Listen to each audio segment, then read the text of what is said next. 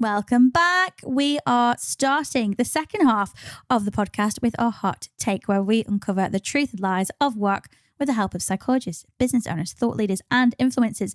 We are asking them for their boldest insights, whether it's a controversial prediction or even an unpopular opinion. We like an unpopular opinion. Nothing is off limits.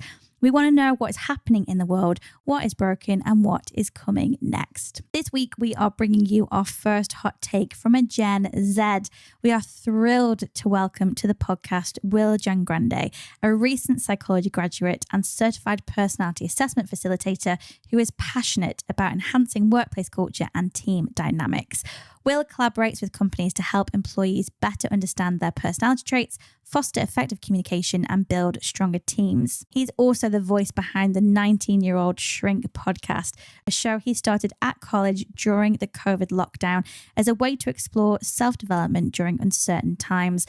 On the show, he connected with leaders, coaches, and influencers discussing everything from personal growth to resilience. Today, Will is joining us to give us a hot take on Gen Z's unique value in today's workplace. Let's go meet Will. My name's Will Jan Grande. I'm a certified facilitator through a company called Take Flight Learning. So a lot of the work that I do is using DISC personality assessments to help with companies improving their workplace culture and their communication so that they can get a better understanding of their coworkers and understand, well, how do you communicate with people of different personality styles?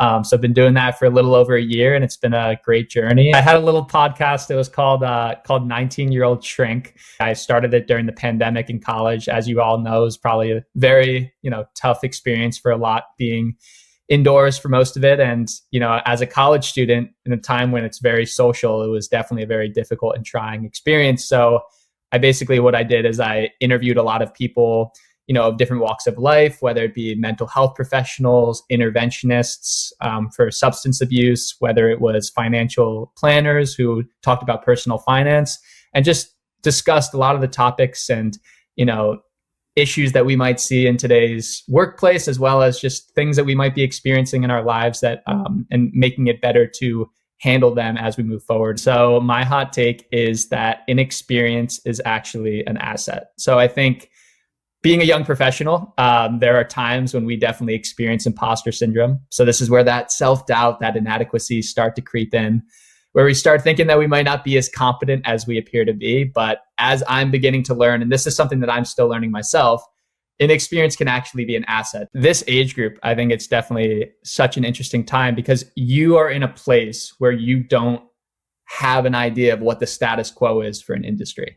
So I think that is one of the things that young professionals bring to the table is, if you're 5, 10, 15, 20 years in an industry, and this isn't to say that everyone's like this, but there might be a habit for you to say, well, this is how it's always been done. But when you're coming from a place where you just left college and you're entering an industry and you're not really familiar with what the status quo is, that opens up the whole door for you being able to innovate and bring perspectives that might have never been imagined. I'll give you, if I can give an example, I'll give you a perfect example of this. There's a movie, it's called Moneyball with Brad Pitt and Jonah Hill, and it's about the 2002 Oakland A's.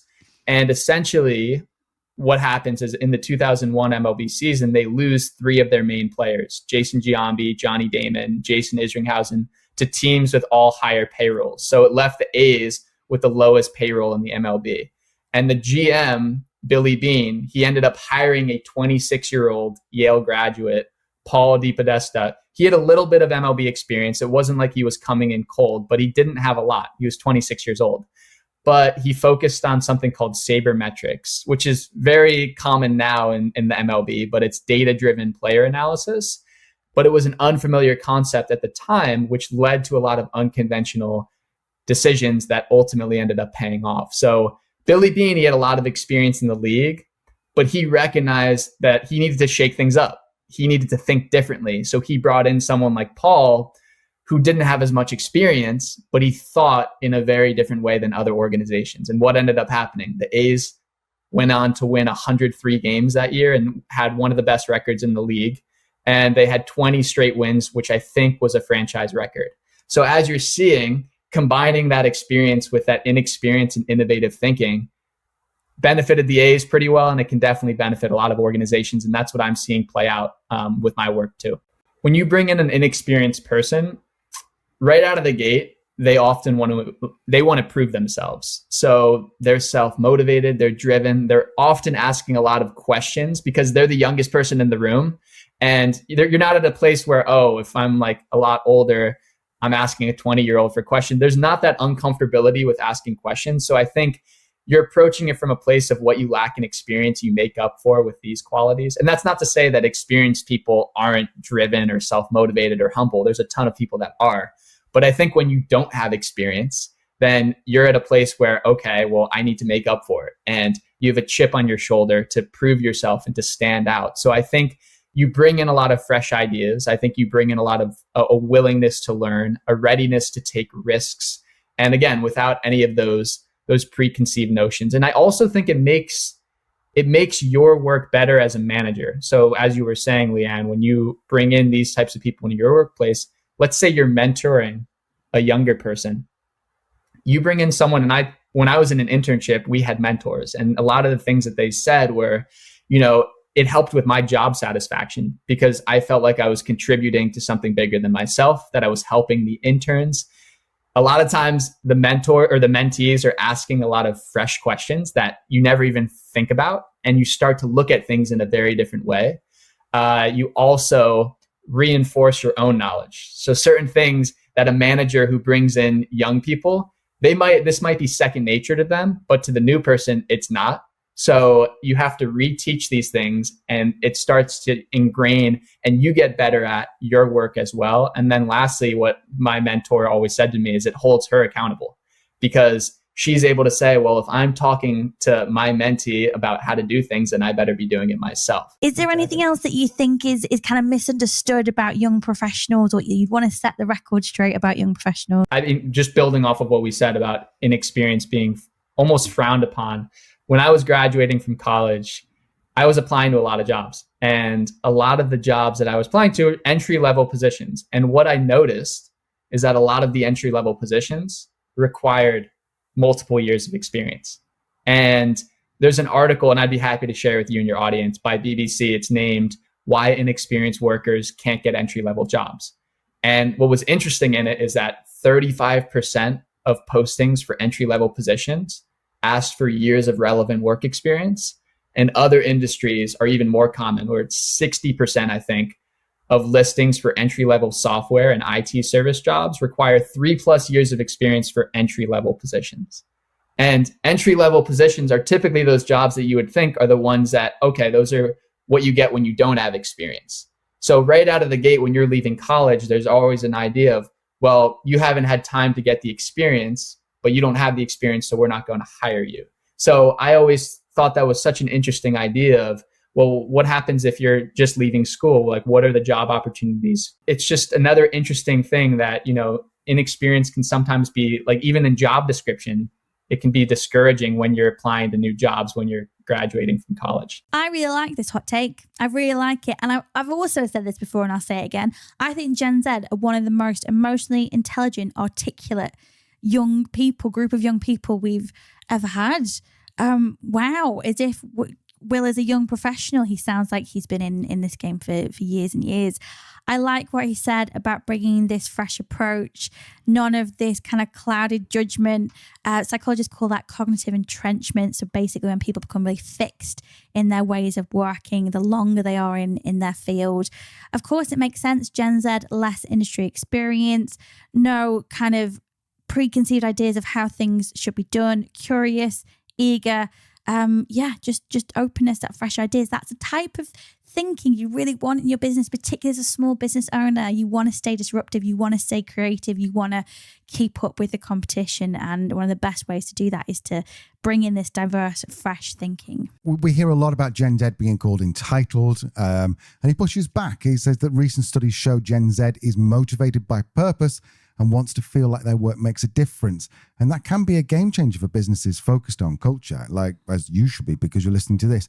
This generation isn't just looking for a paycheck, but wants to align with like a company's mission and what they're going to actually achieve in the world. Yeah, I think that's really important, and doing that as well from the beginning of your career. Yeah. How many people are we do we know personally, anecdotally, and through the podcast who have gone through or going through very significant career transitions in their 40s?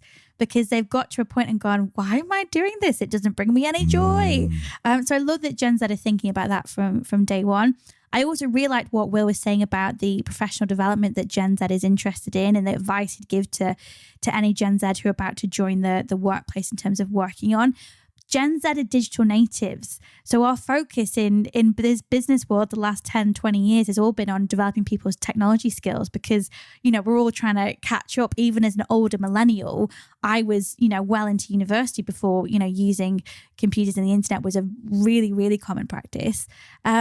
So yeah, Gen Z don't need the tech advice, the courses on that. It will be more about those softer skills like communication, that managing conflict, that holding a space for somebody, interviewing, informational interviews. I think that's a really interesting shift and one that I predict, my prediction for 2025, I think it's going to be talked about loads next year, soft skills development for Gen Z. Interesting.